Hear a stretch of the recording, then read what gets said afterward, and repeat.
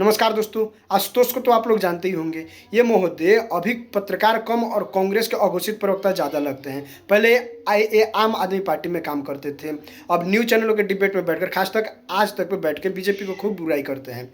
एक डिबेट के दौरान ये रोहित सिंह का गजब मजाक उड़ाने लगे, उन पर हंसने लगे। अब फिर उसके बाद क्या हुआ आप लोग स्वयं देख लीजिए, अंत तक जरूर देखिए। चलो भाई, रोहित सिंह, जो सवाल मैंने पूछा था कि आज की स्थिति में राजनीतिक दलों की ये कमजोरी है कि वो युवाओं के मुद्दे उस तरीके से नहीं उठा पाए और इसीलिए छात्र अपने हाथ में वो सोशल मीडिया का हथियार उठा रहे हैं और हमारे अपनी स्कूलों की या कॉलेजेस की स्थिति सरकार तक पहुंचाने की कोशिश कर रहे हैं। सड़क पर उतर रहे हैं और मांग कर रहे हैं कि भाई अगर कोई गलती हो रही है तो उस पर उनको सजा मिलनी चाहिए। अगर कोई मंत्री गलती करता है तो उसे भी हटना चाहिए। ये सिस्टम का फेलियर है, राजनीतिक सिस्टम का। अभी मजा आएगा ना भिड़ो। साहिल जी, अब आखिरी दौर में मुझे समय मिला है, मुझे पूरी बात रख लेने दीजिएगा, नहीं तो मिस इंटरप्रेट हो जाएगा। देखिए, भारतीय राजनीतिक व्यवस्था में जिस प्रकार से जो आम नौजवान हैं, जिनके माता पिता किसी राजनीतिक विरासत की चाबी अपने संतानों को देने में सफल नहीं हैं, जिनके माता पिता राजनीति में कोई स्थान नहीं रखते हैं, वैसे 95, 98, 99% लोग राजनीति के क्षेत्र में देश निर्माण, राज्य निर्माण, समाज निर्माण, व्यवस्था निर्माण का सपना लेकर आते हैं। बात तो सही है। उनका सपना पूरा इसलिए नहीं हो पा रहा है क्योंकि उस कॉम्पिटिटिव मार्केट में एक सिंडिकेट बैठ गया है अक्रॉस दी पार्टी लाइन, जो अपने बीच में गठबंधन करके अपने राजकुमार और अपने राजकुमारियों की स्थापना के लिए एक हो गया है। ऐसी परिस्थिति में इस वर्ष 2014 में जब नरेंद्र मोदी जी के रूप में एक नया अरे टॉपिक पर आ रहे हैं, लगे आलोक शर्मा बड़बड़ाने। चुप रहिए, अभी आप बोल रहे थे, बोलने नहीं देंगे, हम बोलेंगे तो आप नहीं बोल पाइएगा। चुप रहिए, आपका सम्मान करते हैं। रुको जरा, सबर करो। अरे आलोक जी बोलने दीजिए, चुप रहिए। राहुल गांधी नवासे हैं, उनको तो आपको बुरा लगता है? राहुल गांधी राजकुमार है तो बुरा लगता है सुनने में? मजा आया।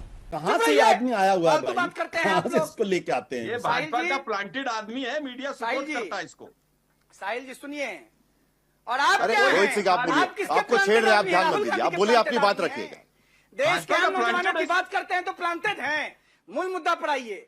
देखिए, एक सिंडिकेट सक्रिय हो गया है। जब 2014 में नरेंद्र मोदी जी के रूप में भारतीय राजनीति में एक नए सूर्य का उदय हो रहा था और उन्होंने स्पष्ट रूप से कहा, तुम परिवारवाद करना छोड़ दो, मैं शहजादा कहना छोड़ दूंगा। एक पैर पर देश का नौजवान उनके लिए खड़ा हो गया और आज भी नौजवान उनके साथ है। देखिए, इस देश का नौजवान अभिमन्यु को, श्रवण कुमार को और प्रहलाद को अपना हीरो मानता है। इस देश का नौजवान पाकिस्तानी जंजी अजमल कसाब को अपना हीरो नहीं मानता है। ये बड़ी अच्छी बात कही आप।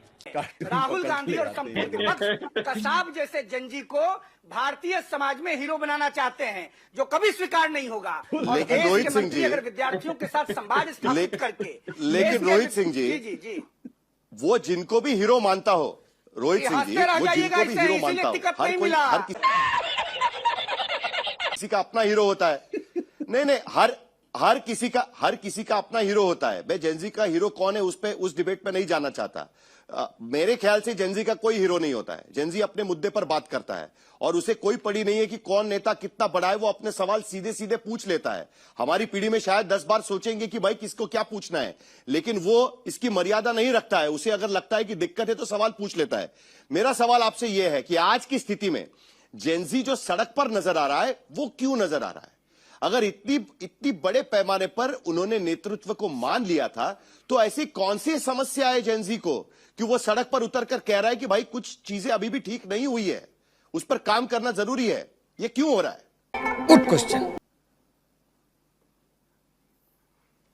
साहिल जी, आपको 10 बार सोचने में लगा होगा, प्रहलाद ने अपने पिता हिरण्यकश्यपु को चैलेंज कर दिया था 5 साल की उम्र में। इस देश का जंजी हमेशा चैलेंज करता है और 14 साल से लेकर 22 साल के जो नौजवान बच्चे होते हैं, विद्यार्थी होते हैं, पहले अपने माता पिता से बागी होते हैं, फिर विद्यालय की व्यवस्था से बागी होते हैं, फिर समाज में बागी होते हैं और बगावत विद्यार्थियों और नौजवानों के खून में है। और इसी बगावत के कारण भगत सिंह ने शहादत अर्जित की थी और देश को आजादी दिलाई थी। और इंदिरा गांधी के हिटलरशाही के खिलाफ देश का नौजवान बागी हुआ था और झारखंड की सड़कों पर हेमंत सोरेन को यही तो सवाल है।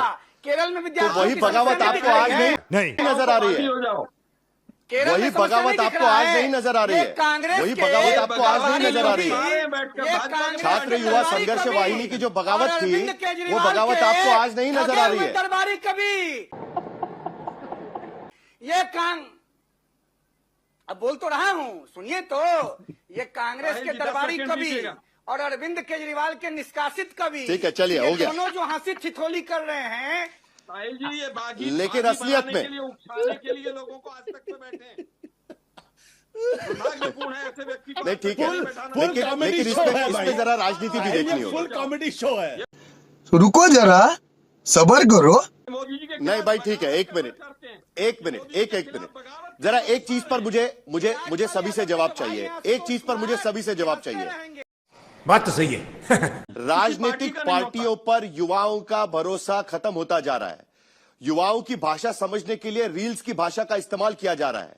युवाओं तक पहुंचने के लिए अलग अलग कंटेंट क्रिएटर बनाने की कोशिश की जा रही है। लेकिन उनके असली मुद्दों पर जब तक बात नहीं होगी, तब तक क्या आपको लगता है कि राजनीतिक दलों पर युवाओं का भरोसा रहेगा?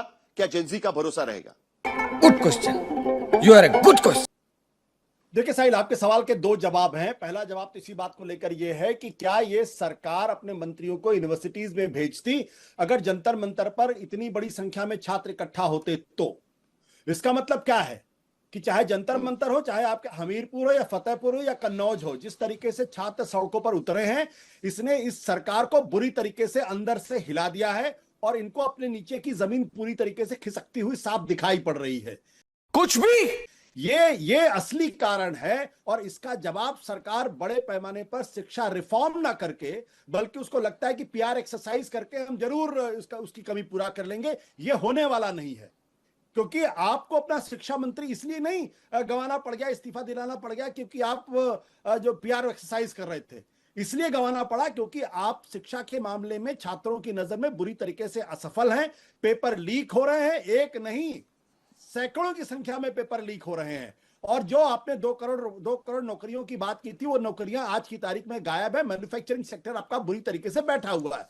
तो पहला कारण यह है कि अगर ये जंतर मंतर का आंदोलन नहीं हुआ होता तो कोई मंत्री कहीं नहीं जाता। दूसरा प्रश्न जो है उसका जवाब क्या है कि अगर मंत्री महोदय को इसलिए कैबिनेट में रखा गया क्योंकि यूनिवर्सिटीज में जाके पीआर एक्सरसाइज करें, तो उनका मंत्रालय यहां कौन संभालेगा?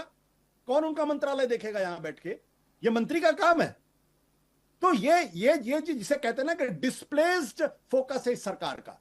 सीधी सी बात यह है कि आज की तारीख में विकास विकास विकास पिछले 12 सालों में सरकार चिल्ला रही थी। अगर विकास हुआ होता तो ये छात्र हमीरपुर पर नहीं उतर रहे होते, सड़कों पर नहीं उतर रहे होते, पानी टपकने की बात नहीं कर रहे होते, जंतर मंतर छात्र इकट्ठा नहीं हो रहे होंगे। और मंत्रियों का यह काम नहीं है कि मंत्री अब कंटेंट क्रिएटर बन, मतलब यह हास्यास्पद स्थिति है।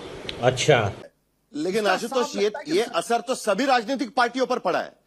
ये असर तो सभी राजनीतिक पार्टियों पर पड़ा है।